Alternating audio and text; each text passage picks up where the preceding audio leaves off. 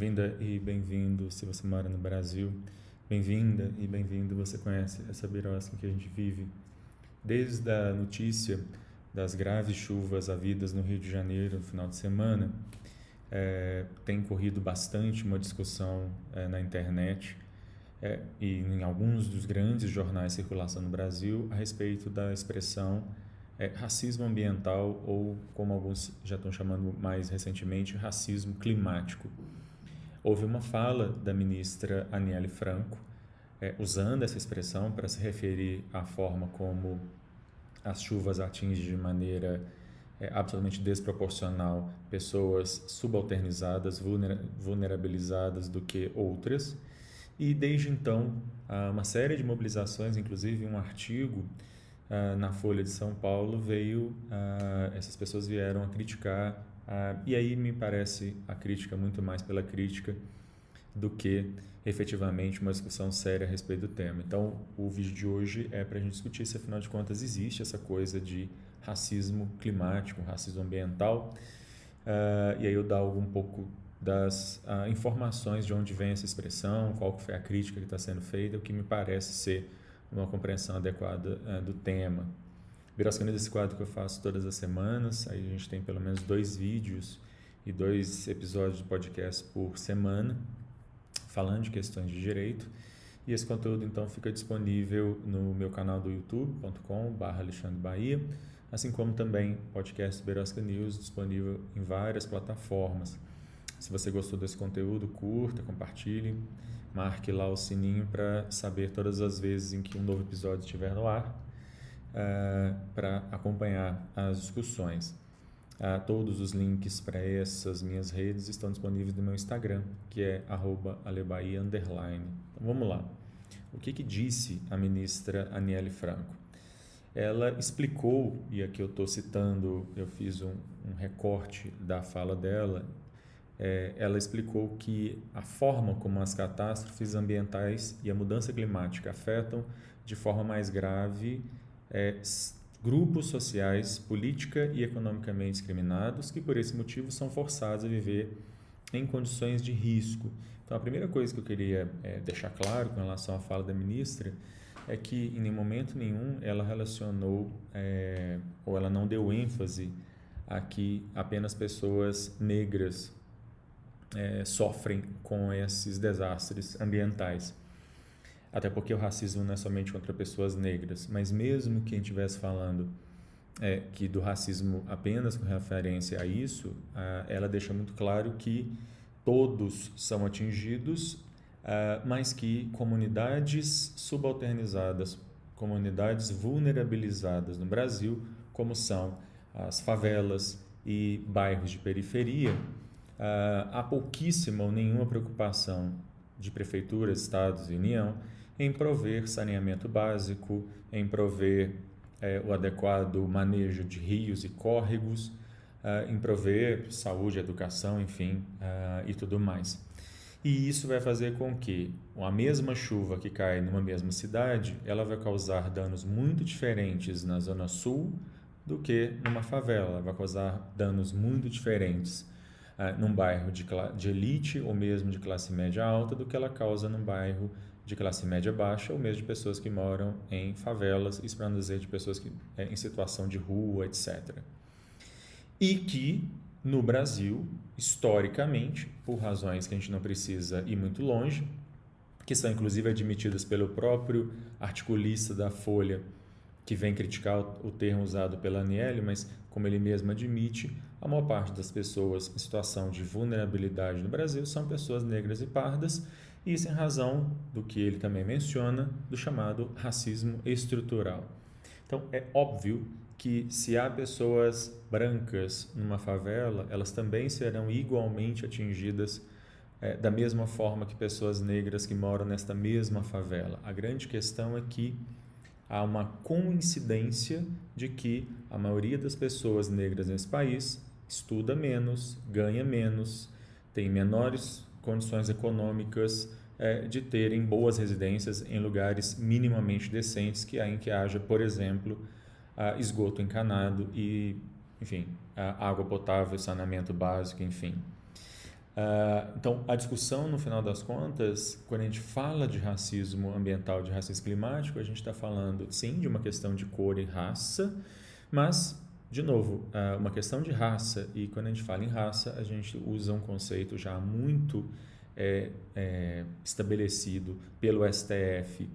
desde o momento em que ele decidiu sobre a questão do antissemitismo, em que o termo raça não se refere somente a questões, ou não se refere, na verdade, a questões fenotípicas, a questões de cor de pele, a questões de tipos de cabelo que poderiam identificar a população negra ou população parda, mas ao contrário, esse é um termo que ele é socialmente construído, histórica e socialmente construído, portanto, pessoas vulnerabilizadas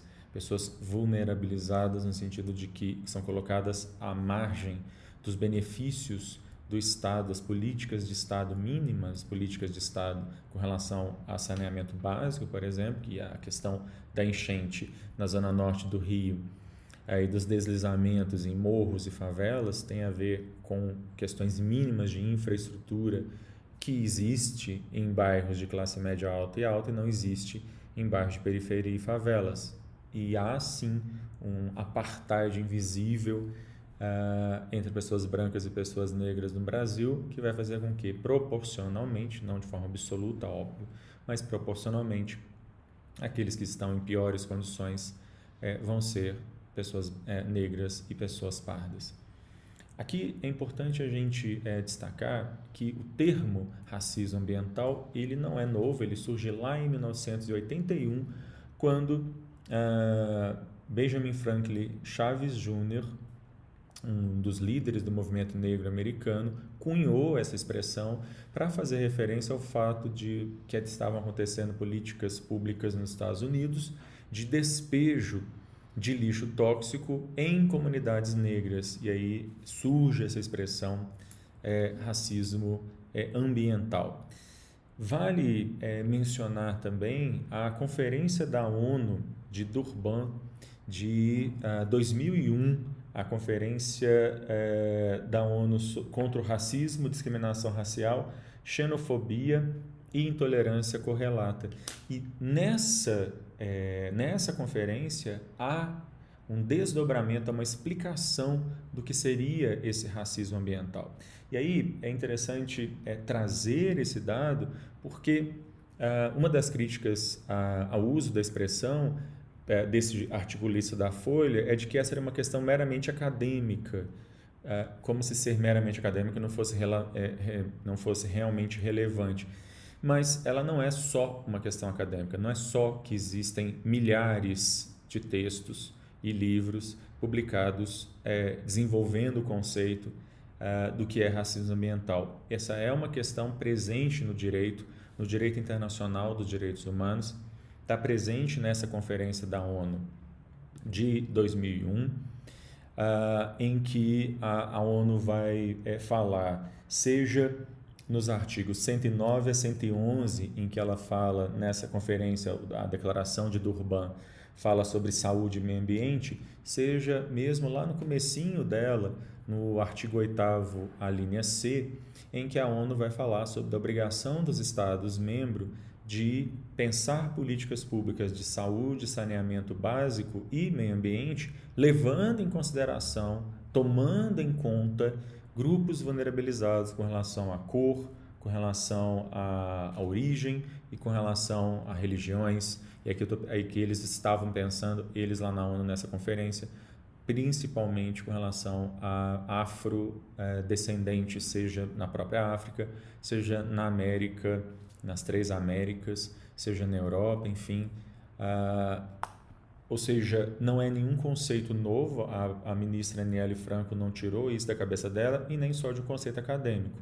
Esse conceito ele surge na luta política do movimento negro americano, lá em 1971, ele passa pela ONU nesse documento da Declaração de Durban de 2001, e ele reaparece, inclusive, na mesma ONU, na ONU, em 2021, em setembro de 2021, num documento do Conselho de Direitos Humanos da ONU, em que aí sim a gente vai ter uma explicação bem mais direta sobre esse termo. E eu vou ler um trecho aqui, está dito nesse documento da ONU, Eu vou deixar os links de todas essas referências na descrição aqui desse episódio, em que vai ser dito o seguinte: o racismo ambiental se refere à injustiça ambiental na prática e nas políticas em sociedades racializadas, sociedades como a brasileira, em que há racismo estrutural. O racismo ambiental é uma manifestação contemporânea mensurável de racismo, discriminação racial, xenofobia,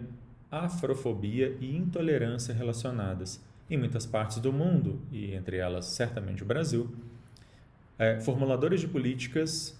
legisladores e outros sujeitam pessoas de ascendência africana à discriminação e fornecem respeito e proteção insuficientes aos seus direitos humanos, incluindo o direito ao ambiente seguro, limpo, saudável e sustentável. É só um trecho de uma declaração bastante mais abrangente do Conselho de Direitos Humanos da ONU, que vai deixar muito claro que esse conceito é um conceito não só já muito estabelecido, há mais de 30 anos estabelecido, tanto em movimentos sociais quanto na academia, mas também já é um conceito incorporado ao chamado Direito Internacional dos Direitos Humanos e que, ainda que não sejam eventualmente normas chamado ius cogens, normas cogentes, mas apenas indicativos, elas deixam muito claro qual a compreensão que a Organização das Nações Unidas tem da inter-relação entre racismo e meio ambiente, ou da forma como o racismo também ele se desdobra entre as várias mazelas que o racismo causa. Ele também se desdobra numa situação de vulnerabilização a eventos naturais. A chuva é um evento natural, eventos naturais que na verdade têm sido agravados pela crise climática, pela emergência climática, como se tem falado hoje em dia, mas que, de novo, para finalizar, atingem de forma absolutamente desproporcional pessoas estruturalmente discriminadas, como a população negra e a população parda. Bom, é isso. Eu espero que vocês tenham gostado. Eu volto a qualquer hora falando de mais alguma questão maluca, absurda e estapafúrdia que acontece nessa birosca de país. Tchau.